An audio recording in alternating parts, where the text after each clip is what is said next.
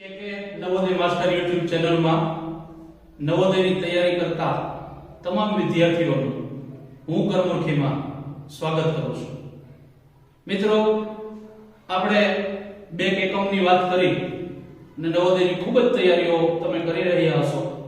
નવોદયની પરીક્ષા ખૂબ ટૂંક સમયમાં જ છે, બહુ જાજો સમય બેચો નથી હવે.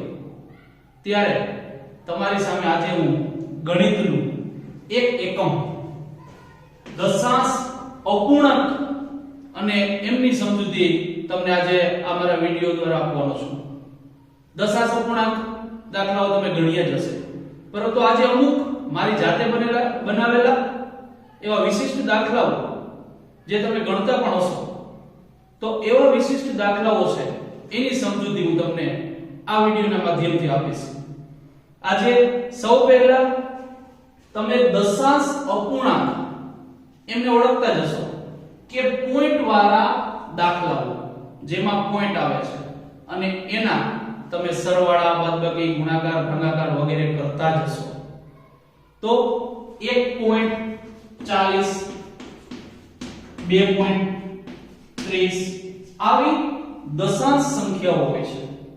આ દશાંશ સંખ્યાના તમારે સરવાળા, બાદબાકી, ગુણાકાર, ભાગાકાર, સાદુરૂપ વગેરે દાખલાઓ ગણતા હશો. એમાંના અમુક વિશિષ્ટ દાખલાઓની હું તમને આજે સમજ આપીશ. સૌ પહેલા દશાંશ સંખ્યા, તેમના સ્થાનો, તેમની સ્થાન કિંમતો વગેરે તમને ખ્યાલ હોવો જોઈએ.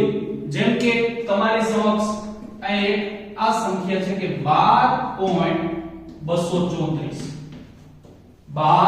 12.234. એમાં 12 ના સ્થાનને તમને ખ્યાલ હશે કે 2 છે એ એકમ છે ને 2 ની સ્થાન કિંમત 2 થાય છે. જ્યારે 1 છે તો 1 છે એ દશક છે, એની સ્થાન કિંમત 10 થાય છે. આવું તમે સંખ્યાઓમાં શીખી હશો. પણ એ પૂર્ણ સંખ્યાઓ છે.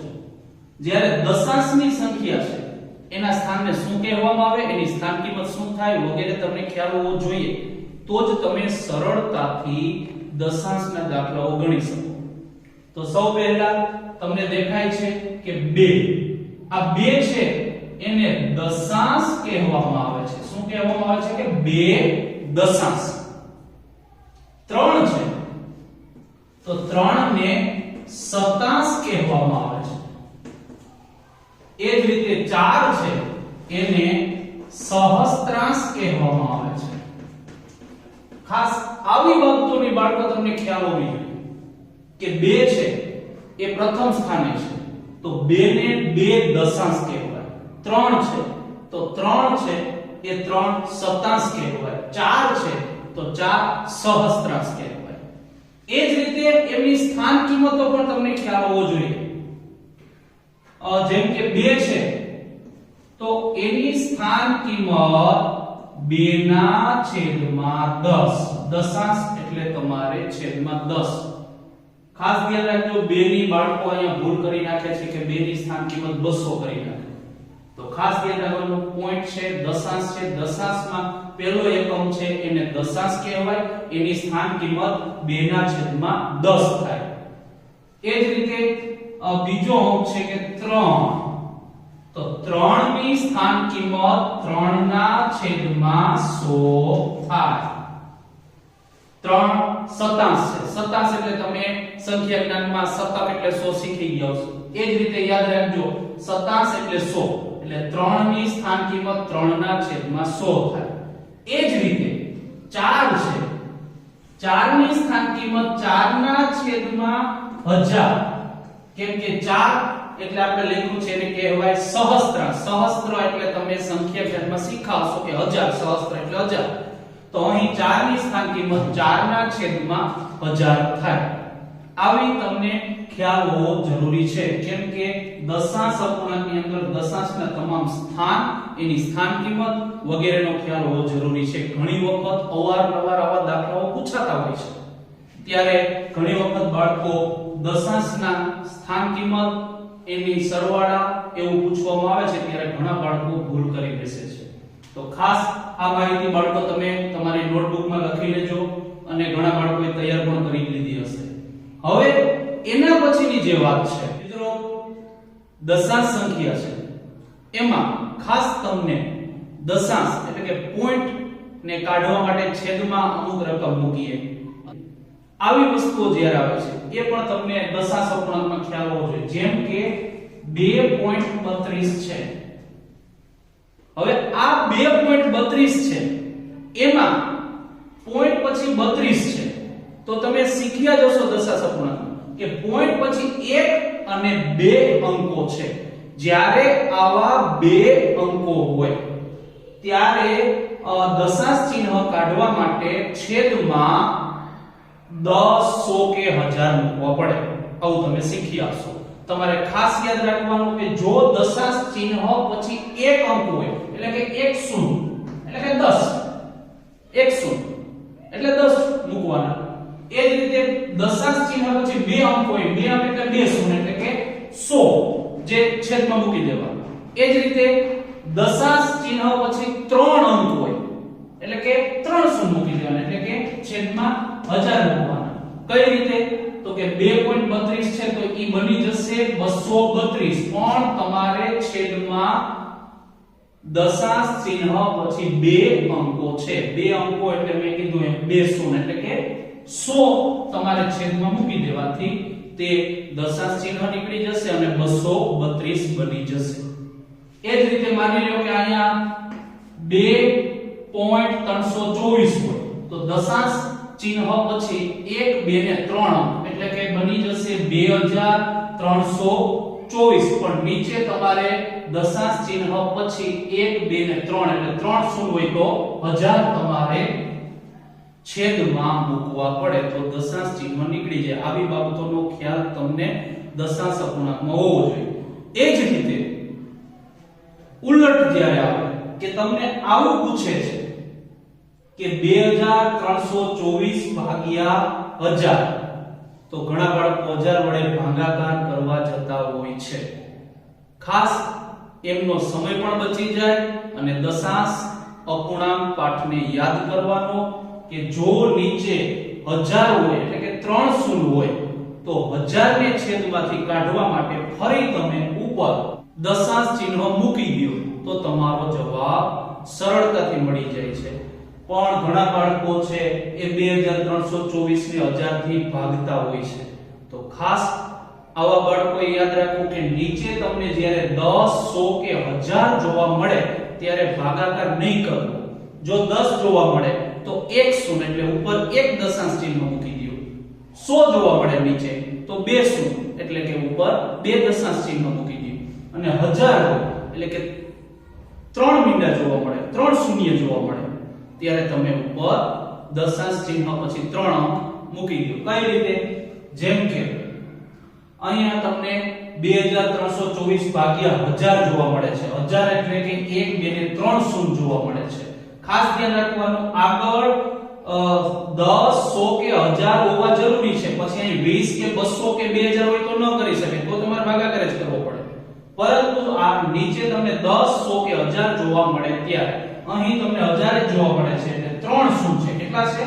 3 શૂન્ય. તો 3 શૂન્ય કાઢવા માટે તમારે ઉપર ફરીથી પહેલું જ્યારે 3 અંક હતા ત્યારે આપણે નીચે 1000 મૂક્યા હતા છેદમાં, એ જ રીતે 3 શૂન્ય કાઢવા માટે ફરી પાછો અંશમાં આપણે દશાંશ ચિહ્ન મૂકીએ. જેમ કે અહીં આપણે 1 2 ને 3 તો 1 2 ને 3 અહીંયા તમારે દશાંશ ચિહ્ન આવે એટલે આપણો જવાબ મળશે 2.324 જે ઉપર હતો.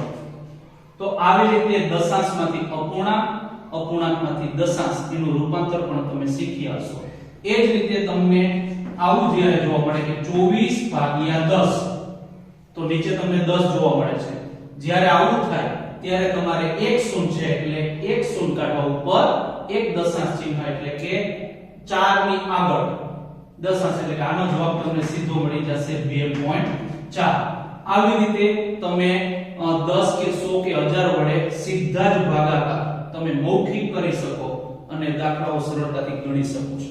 ચાલો મિત્રો, આટલી માહિતી મેળવ્યા પછી હવે આપણે દશાંશ અપૂર્ણાંકના અમુક વિશિષ્ટ દાખલાઓ કે જે અવારનવાર પરીક્ષામાં પૂછાતા હોય છે એમાંનો દાખલા નંબર 1 12.12 + 122.3 વત્તા 1221.12 વત્તા 2.1212 બરાબર થાય. આનો સરવાળો કરવાનો છે. આ દાખલો લગભગ દર વર્ષે પરીક્ષાઓમાં પૂછાતો હોય છે. હવે સરવાળા કરવાનું તમે શીખી જ ગયા, પરંતુ તમે જોઈ શકો કે અહીં ક્યાંક તમને પોઈન્ટ પછી બે અંકો, ક્યાંક એક અંક, ક્યારેક ચાર અંકો દેખાય છે. ક્યાંક તમને આગળ બે અંક, દશાંશ ચિહ્નની આગળ બે અંક, ત્રણ અંક, ચાર અંક. તો આ દશાંશ ચિહ્નનું વ્યવસ્થિત જો તમને ગોઠવણી કરતા આવશે તો તમે સરળતાથી જવાબ મેળવી શકો છો. ખાસ ધ્યાન રાખવાનું, સરવાળા કે બાદબાકી જ્યારે આવે ત્યારે દશાંશ ચિહ્નની નીચે દશાંશ ચિહ્ન જ આવવું જોઈએ, તો તમારો દાખલો ક્યારેય ખોટો નહીં પડે. જોઈએ જેમ કે 12.12 એટલે કે તમારે લખવાનું 12.12. હવે તમને અંકો દશાંશ ચિહ્નની આગળ પાછળ ગમે તે આપી હોય, પરંતુ દશાંશની નીચે અહીં દશાંશ ચિહ્ન જ આવવું જોઈએ, એટલે તમારો દાખલો પરફેક્ટ સાચો પડશે. બીજી રકમ છે 122.3 એટલે 122 એટલે કે અહીં દશાંશ ચિહ્ન આવશે તો આપણે અહીંથી લખશું 122.3. દશાંશની નીચે દશાંશ આવશે.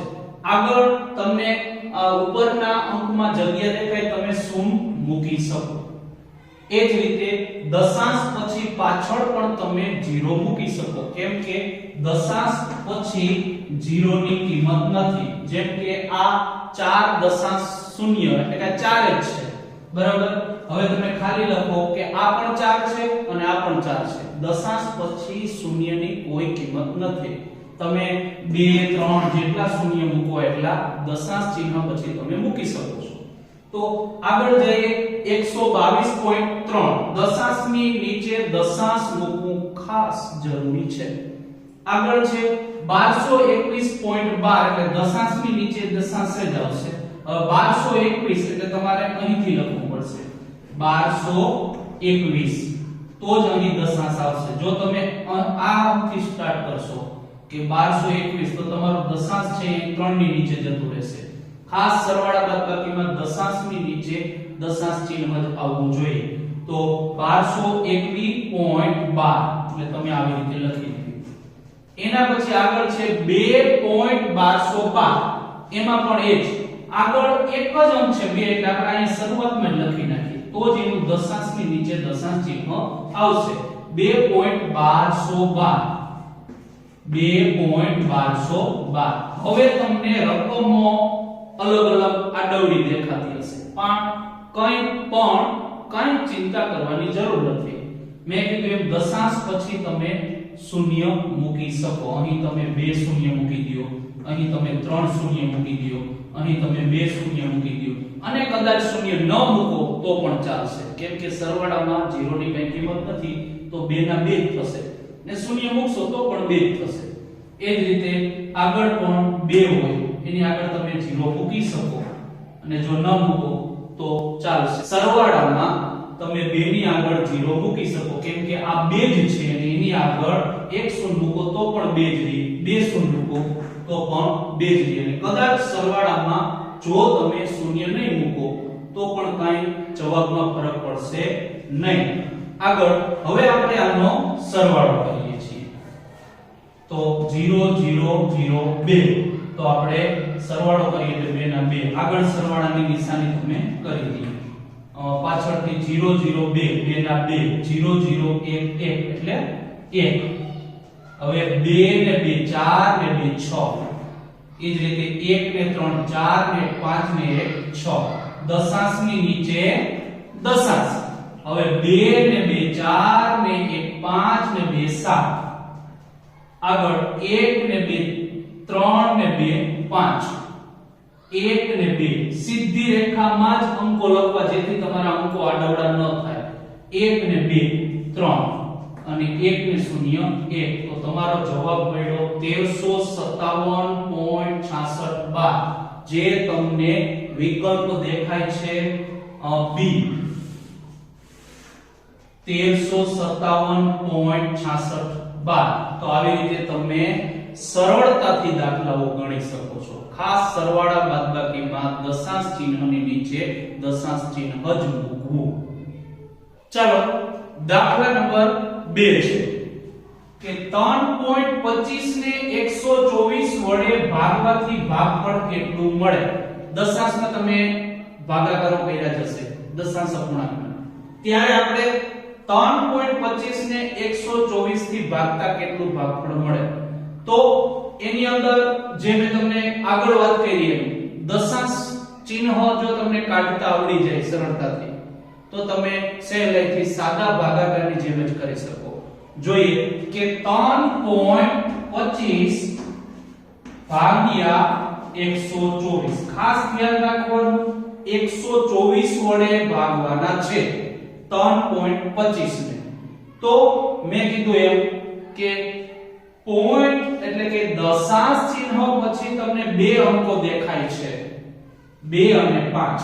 દશાંશ ચિહ્ન પછી જો બે અંક હોય તો નીચે બે શૂન્ય એટલે કે 100 છેદમાં મૂકવાથી દશાંશ ચિહ્ન નીકળી જાય છે. કેવી રીતે? તો કે ઉપર 325 થઈ જશે, દશાંશ ચિહ્ન નીકળી જશે 124, પણ એમના દશાંશ ચિહ્ન નીકળશે નહીં. તમારે 1 ને 2 બે અંક છે એટલે દશાંશ ચિહ્ન પછી બે અંકો એટલે બે શૂન્ય 100 જે તમારે છેદમાં મૂકવા પડે. પણ છેદમાં 124 છે તેની બાજુમાં ગુણ્યા કરીને તમારે 100 મૂકી દેવા.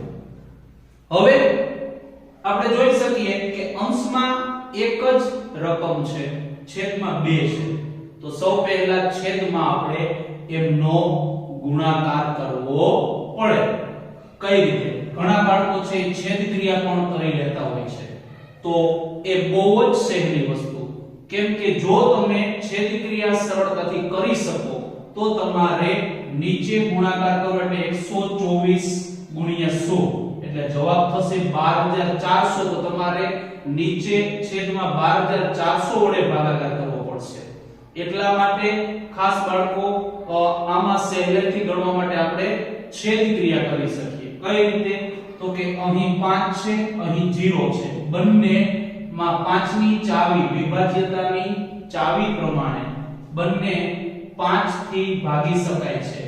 તો કે 20 5 100. તો અહીં 325 પણ 5 થી ભાગી શકાય છે. કઈ રીતે? ખ્યાલ ના હોય તો તમારે 325 ને 5 વડે ભાગો. 5 6 30, 2 0 ઉપરથી આવ્યા 5, 25 25, જવાબ આવ્યો 65 50. તો તમારે અહીં 65 50 અને નીચે 20 50. હજી તમે જોઈ શકો છો કે છેદ ક્રિયા થાય છે. અહીં 0 છે, અહીં 5 છે એટલે કે 4 પંચા ને ઉપર 13 પંચા. કેટલા લખવાના? 13 પંચા. હવે જોઈ શકો કે ઉપર અંશમાં 13 છે અને નીચે 124 ગુણ્યા 4 છે. 124 ચોક કરો તો 124 ચોક તમારે બાજુમાં 124 ચોક ચોકે ચોકે 16 વધી 1 4 2 8 ને 9 4 1 4 નીચે છે 496. હવે તમારે 13 ને 496 વડે ભાગવાના છે. જે ભાગાકાર તમે અહીં બાજુમાં કરી લો તો તમને સરળતાથી જવાબ મળી જશે. પણ ખાસ યાદ રાખવાનું આમાં બાળકો છે ઘણી વખત 13 થી ભાગાકાર કરી લેશે નહીં. ખાસ યાદ રાખજો 13 ને 496 થી ભાગવા પડે એટલે 496 બહાર 496 થી 13 ને ભાગો. જોતા જ ખબર પડશે કે 496 ના ઘડિયામાં 13 આવશે નહીં. તો તમે દશાંશ અપૂર્ણાંકમાં દશાંશ ચિહ્ન મૂકીને ભાગાકાર શીખ્યા હશો. તો સૌ પહેલા આપણે 13 પછી દશાંશ ચિહ્ન કરી બે શૂન્ય મૂકીએ. જરૂર પડે તો 3 4 તમે મૂકી શકો. મેં અગાઉ કીધું એ કે દશાંશ ચિહ્ન પછી 0 ની કોઈ કિંમત નથી. તો ખાસ હવે આપણે અહીં 13 ની બાજુમાં પહેલું શૂન્ય લેશું એટલે આપણે ખબર છે કે 130, પણ પહેલું શૂન્ય લેશું ત્યારે ખાસ ઉપર ભાગફળમાં પણ તમારે દશાંશ ચિહ્ન મૂકવું પડે. હવે જોઈ શકીએ કે 496 ના ઘડિયામાં 130 પણ ના આવે. તો ઘણા બાળકો 496 0 0 આવી રીતે ભાગાકારની રીત કરતા હોય છે અથવા ઘણા વિદ્યાર્થીઓ સીધું જ ઉપર ભાગ ન ચાલે તો 0 મૂકી બીજો 0 સીધો લઈ લેતા હોય છે, એમ પણ તમે સરળતાથી કરી શકો. આપણે બીજો 0 લઈએ. હવે 496 ના ઘડિયામાં 1300 ક્યારે આવે? હવે બધાને ખ્યાલ છે કે 496 નો ઘડિયો બાળકોને આવડતો હોતો નથી, તો એની તમે સહેલી ટ્રીક શીખ્યા જશો કે આપણે અહીં બે અંક દબાવી દો એટલે તમને 4 નો ઘડિયો આવડતો હશે. હવે બે અંક દબાવવાથી તમને 4 નો ઘડિયો દેખાશે. તો જો તમે અહીં બે અંક દબાવશો તો અહીં પણ બે અંક દબાવો કે 4 ના ઘડિયામાં 13 ક્યારે આવે? આવી રીતે 4 ના ઘડિયામાં 13 ક્યારે આવે? તો કે 4 તેરી 12. તો 4 તેરી 12 થાય તો આપણે અહીંયા 4 તેરી 12 નથી લેવાના, ખાસ ધ્યાન રાખજો, આવી ભૂલ ન થાય. એ આપણે ફક્ત ને ફક્ત નક્કી કરવા માટે કે મારે 496 તેરી ચોક શું લેવું, તો આપણે ખ્યાલ પડ્યો કે 4 તેરી 12 થાય તો 496 તેરી તમારે બાજુમાં ગુણાકાર કરી દેવો. 3 6 18 વધી 1 3 9 27 ને 28 વધી 2 4 તેરી 12 ને 2 14. પણ તમને દેખાય છે કે તેરી નો જવાબ વધી જશે. અહીં 1300 છે, અહીં 1488 છે, એટલે તેરી વધી જાય તો આપણે ભાગાકારમાં કરીએ. 496 દૂર કરો, 2 6 12 વધી 1 2 9 18 ને 19 વધી 1 2 4 8 ને 9 992 લઈ શકાય કેમ કે 1300 થી નાના છે. 496 દુ 992 બાદબાકી કરો, અહીંથી 10 કો 2 9 ને 10 10 માંથી 2 જશે એટલે 8 9 માંથી 9 જશે એટલે 0 2 માંથી 9 નહીં જાય એટલે 0 ઉપર 10 10 તો લીધો, 10 ને 2 12 માં 9 જાય તો 3. હવે આપણે જોઈ શકીએ છીએ કે વિકલ્પોમાં ક્યાંક દશાંશ પછી 2 અંક છે, ક્યાંક 3 છે, ક્યાંક 2 અંક છે, તો આપણે એક ત્રીજો પણ અંક લઈ લઈએ એટલે ત્રીજું શું મૂકી દઈએ. ફરીથી આપણે ઉપરથી ઉતારીએ નીચે 3080. ફરી પાછું 496 ના ઘડિયામાં 3080 ક્યારે આવે? 2 અંક દબાવી દો. 4 ના ઘડિયામાં 2 અંક દબાવો, 30 ક્યારે આવે? 4 7 28. તો આપણે અહીંયા 496 7 કેમ? તો કે 2 અંક દબાવતા 4 2 અંક દબાવતા 30 અહીં તમને દેખાય છે. 4 ના ઘડિયામાં 30 ક્યારે આવે? 4 7 28. તો આપણે અહીં 4 7 28 નથી લેવાના, 496 7 7 6 42 વધી 4 7 9 63 ને 4 67 વધી 6 7 ચોક 28 ને 6 તો કે 28 ને 6 થશે 34. તો 3472 જે જવાબ આપણો વધી જશે. અહીં 3000 છે ને અહીં 3400 છે તો 7 વધી જાય તો આપણે 496 છક કરવા પડે. તો કરીએ 496 છક 36 વધી 3 6 9 54 ને 3 57 વધી 5 6 ચોક 24 ને 5 29 એટલે 496 6 29 76 જે આપણે લખીએ છીએ. હવે અહીં 7 અહીં 10 10 માંથી 6 જાય તો 4 7 માંથી 7 જાય તો 0 અહીંથી 10 કો લેતા 2 અહીં 10 10 માંથી 9 જાય તો 1 2 માંથી 2 જાય તો 0. આવી રીતે હવે આપણે 0.026 દશાંશની આગળ કંઈ નથી એટલે આપણે 0 મૂકી દઈએ એટલે જવાબ છે 0.026. ચોથો 0 પણ તમે ઉપરથી ઉતારી શકો પરંતુ આપણે એની જરૂર નથી કેમ કે આપણો જવાબ 0.026 તમને બી બેટમાં દેખાય છે. તો આવી રીતે તમે સરળતાથી ભાગાકાર કરી શકો છો. ચાલો દાખલા નંબર આગળ 3. 25.483 સંખ્યામાં 8 અને 3 ના સ્થાનીય માનનો સરવાળો થાય. A 0.83, B ખાલી 83, C 0.083, D 8.3. જ્યારે આવા દાખલાઓ આવે છે ત્યારે મેં તમને આગળ વાત કરી હતી સ્થાનીય માન એટલે કે સંખ્યા જ્ઞાનમાં શીખી ગયા સ્થાન કિંમત. મેં તમને શરૂઆતમાં દશાંશ ચિહ્નની સ્થાન કિંમત શીખવાડી હતી.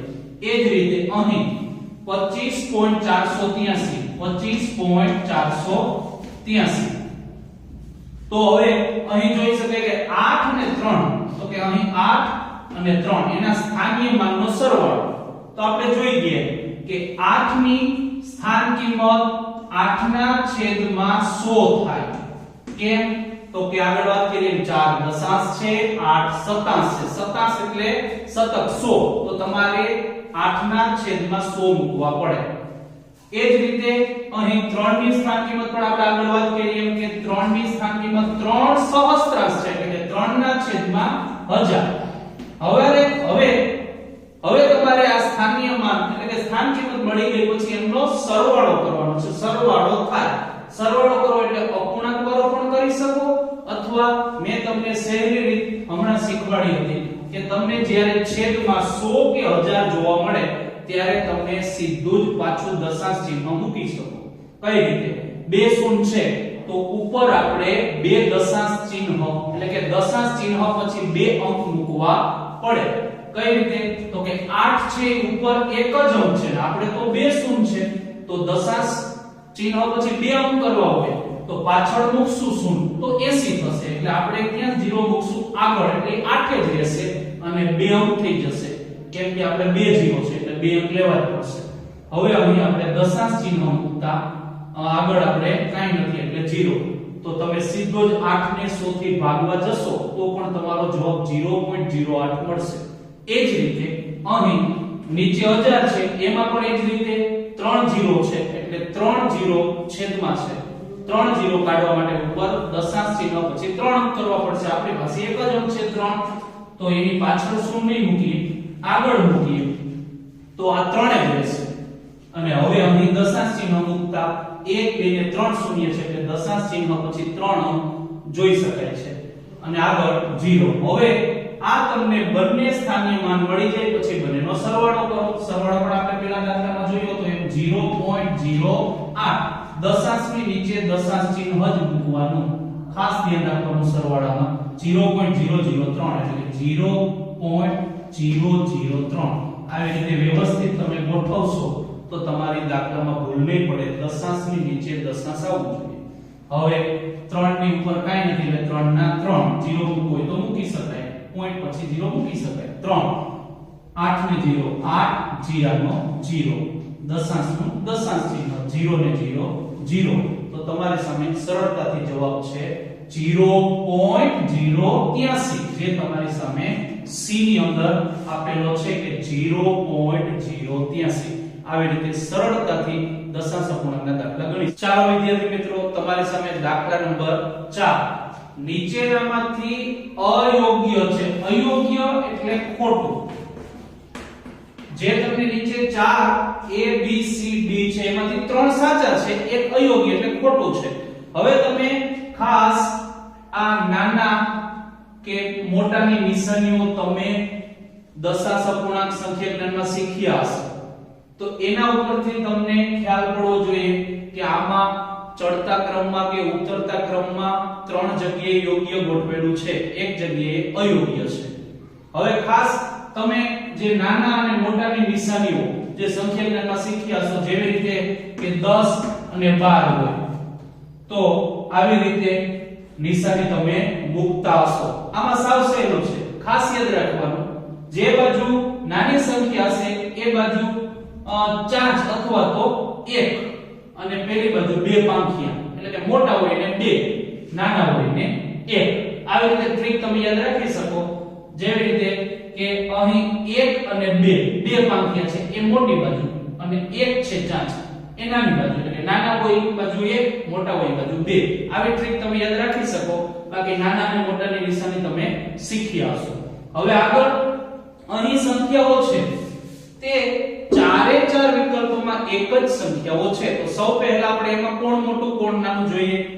તો પહેલા છે કે 12.235 12.235. હવે આ ચારે ચાર ને આપણે એક જ સીધી રેખામાં જેવી રીતે દશાંશ ચિહ્ન બધેની નીચે રી એવી રીતે એક જ સીધી રેખામાં ચારે સંખ્યા ગોઠવી એટલે તમને સરળતાથી ખબર પડી જશે કોણ મોટું છે કોણ નાનું. 12.235 આગળ 12.21 આવી રીતે 12.21. જો અહીંયા આપણે સરવાળો નથી કરવાનો પણ સરવાળાની મેથડની જેમ જ દશાંશની નીચે દશાંશ કરશો એટલે તમને સરળતાથી ખબર પડશે. આગળ છે 12.2 એટલે કે 12.2.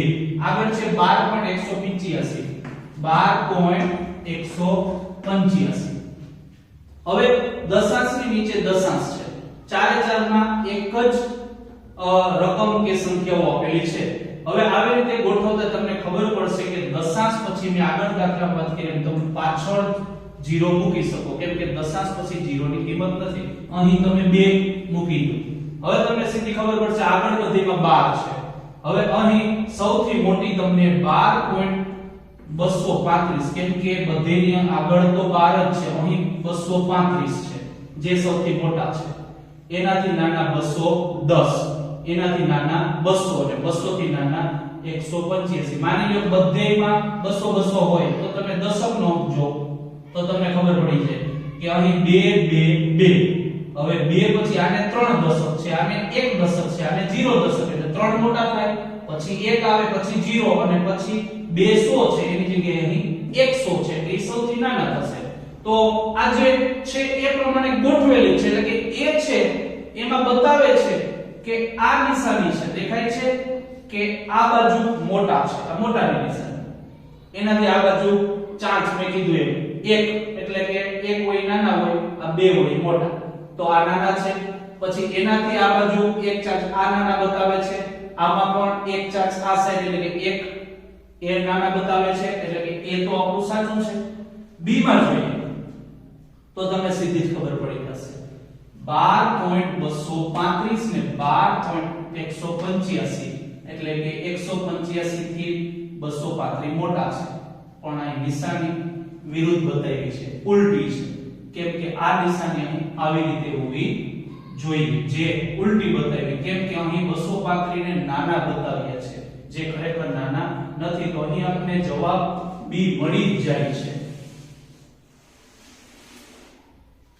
સી માં જો તો યોગ્ય છે, જોઈ શકાય છે કે 12.185 એ નાના છે, જો એક ચાન્સ, આગળ 2 એનાથી મોટા 12.2 200 બરાબર, એનાથી મોટા 210, એનાથી મોટા 235 બરાબર, એટલે એમાં નિશાની યોગ્ય જ મૂકેલી છે. અહીં પણ જોઈ શકો 235 મોટા છે, એનાથી અહીં એક ચાન્સ આ બાજુ 12.210 કે નાના છે, એનાથી અહીં નાનાની નિશાની 12.20, એનાથી નાના 12.185. જો અહીં 20 છે, 20 એટલે 200 જ છે, પાછળ 0 મૂકી દો તો તમને A, C ને D યોગ્ય ગોઠવેલા દેખાય છે, જ્યારે B છે એ અયોગ્ય છે. આપણે પૂછ્યું તો કે અયોગ્ય કોણ છે, તો જવાબ મળશે B. આવી રીતે સહેલાઈથી દશાંશની નીચે દશાંશ ગોઠવીને પણ તમે નાની મોટી સંખ્યાઓ સરળતાથી શોધી શકો. ચાલો વિદ્યાર્થી મિત્રો, હવે તમારી સામે દાખલા નંબર 5 4.5 ભાગ્યા 9 ના છેદમાં 10 એટલે કે 9 દશાંશ ગુણ્યા 0.1 ઓછા 0.05 બરાબર થાય. હવે આવા દાખલાઓ તમે પ્રાથમિક ક્રિયાઓ સરવાળા, બાદબાકી, ગુણાકાર, ભાગાકારની અંદર ભાગુસભા નિયમ પ્રમાણે ગણ્યા હશે. બસ એ જ નિયમ છે કે ભાગુસભા તમારે જોવાનું, તમે જોઈ ગયા છો પ્રાથમિક ક્રિયાઓની અંદર કે ભાગુસભા એટલે કે સૌ પહેલા ભાગાકાર કરો, પછી ગુણાકાર કરો, પછી સરવાળો કરો, પછી બાદબાકી કરો. આવું તમે શીખી આવશો. બસ એ જ રીતે અહીં પણ આપણે સૌ પહેલા સંખ્યામાં તમારે ભાગાકાર છે, ગુણાકાર છે, બાદબાકી, સરવાળો નથી, તો સૌ પહેલા ભા એટલે ભાગાકાર, પછી ગુણાકાર, ભાગુ સ એટલે સરવાળો નથી તો સીધી આપણે બાદબાકી કરશું. બરાબર, શું થશે? તો અહીં આપણે દાખલો ગણીએ કે 4.5 ભાગ્યા 9 ના છેદમાં 10 ગુણ્યા 0.1 ઓછા 0.05. સૌ પહેલા આ બંનેનો ભાગાકાર કરીએ. બરાબર, હવે જ્યારે ભાગાકાર કરીએ ત્યારે ગુણ્યા અને બાદબાકી એ એમને એમ રાખશું આપણે. હવે 4.5 ભાગ્યા 9 ના છેદમાં 10 છે, તો મેં આગળ શીખવાડ્યું તમે સરળતાથી કરી શકો કે છેદમાં તમને 10 કે 100 જ્યારે દેખાય ત્યારે એક શૂન્ય છે એટલે ઉપર એક દશાંશ ચિહ્ન એટલે કે 9 એક જ છે, અહીંયા દશાંશ ચિહ્ન કરી 0.9 ગુણ્યા 0.1 બાદ 0.05. હવે તમે આની અંદર પહેલા ભાગાકાર કરવાનો છે આપણે, 4.5 ભાગ્યા 0.9 તો એક તમે બાજુમાં પણ કરી શકો છો. અહીં આપણે કરીએ છીએ કે 4.5 ભાગ્યા 0.9 આ બંનેનો ભાગાકાર કરવો છે. 4.5 ભાગ્યા 0.9. હવે મેં આગળ શીખવાડ્યું કે ઉપરનું દશાંશ ચિહ્ન કાઢવા માટે એ 45 થઈ જાય છે તો નીચે તમારે 10 મૂકવા પડે જે આપણે નીચે કરીએ 45 અને નીચે 0.9 થઈ જશે. 0.9 આગળ 0 ની હવે કિંમત રહેતી નથી. હવે જ્યારે 45 માં આપણે 4.5 એક દશાંશ ચિહ્ન હતું. એક દશાંશ ચિહ્ન એટલે મેં કીધું હતું 10 તમારે છેદમાં મૂકવા પડે તો આપણે અહીં 10 મૂકીએ. એ જ રીતે અહીં પણ એક દશાંશ ચિહ્ન નીચે હતું એના 10 ઉપર. હવે તમે છેદ ક્રિયા કરતા જશો 10 10 જે છેદ ઉડી જાય છે અને 9 50 45 જવાબ મળ્યો 5. નીચે કઈ છે નહીં. છેદ ઉડી ગયા. હવે ઉપર 5 નીચે ભાગ્યા કાઈ જ નથી એટલે જવાબ 5 મળ્યો. તો આ બરાબર આ બંનેનો ભાગાકાર કરતા આપણને જવાબ 5 મળ્યો. આગળ ગુણ્યા 0.1 બાદ 0.05. હવે આપણે ગુણાકાર કરીએ તો જેવી રીતે ભાગાકાર કર્યો એવી જ રીતે અહીં આપણે બાજુમાં યા તો તમે પાછળ રફ કાર્યમાં પણ કર્યું. હવે આપણે અહીં 5 ગુણ્યા 0.1 એ બંનેનો ગુણાકાર કરીએ એટલે કે 0.1 ગુણ્યા 5 એટલે કે 5 ગુણ્યા 0.1 કરો અથવા 0.1 ગુણ્યા 5 કરો બંને એક જ થાય છે. બરાબર મેં આવી રીતે કર્યું છે.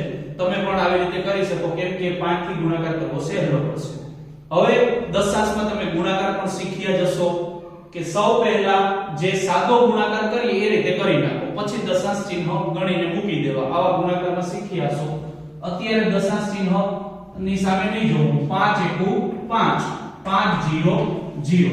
હવે તમારે દશાંશ ચિહ્ન કેટલા હતા તો કે દશાંશ ચિહ્ન પછી એક અંક દેખાય છે તો આપણે જવાબ આવે એમાં તમારે જમણી બાજુથી એક પોઈન્ટ પછી એક અંક એટલે જમણી બાજુથી એક દશાંશ ચિહ્ન મૂકવાનું. આવું તમે શીખી આવશો.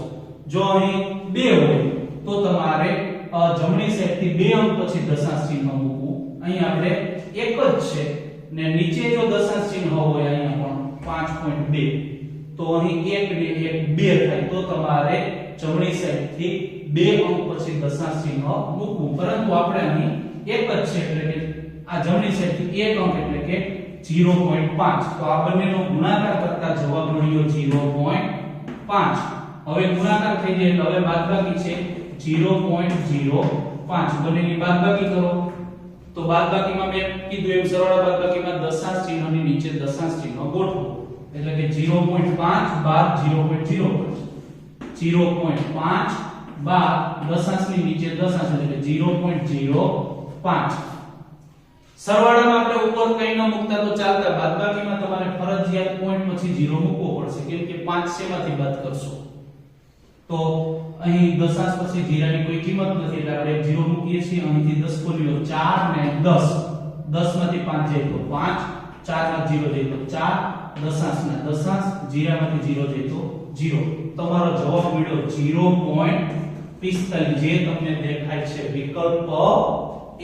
તો આવી રીતે બાહુ સબાના પણ તમે સરળતાથી દાખલાઓ ગણી શકો છો.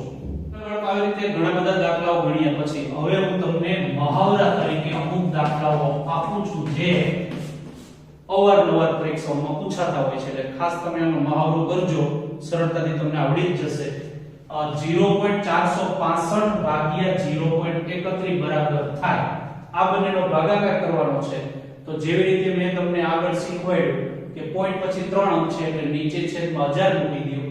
31 છેદમાં છે એટલે એના અંશમાં 100 મૂકી દો અને 0 0 ઉડી જશે એટલે તમારે 310 કે એના વડે એવો ભાગાકાર કરવાનો આવશે.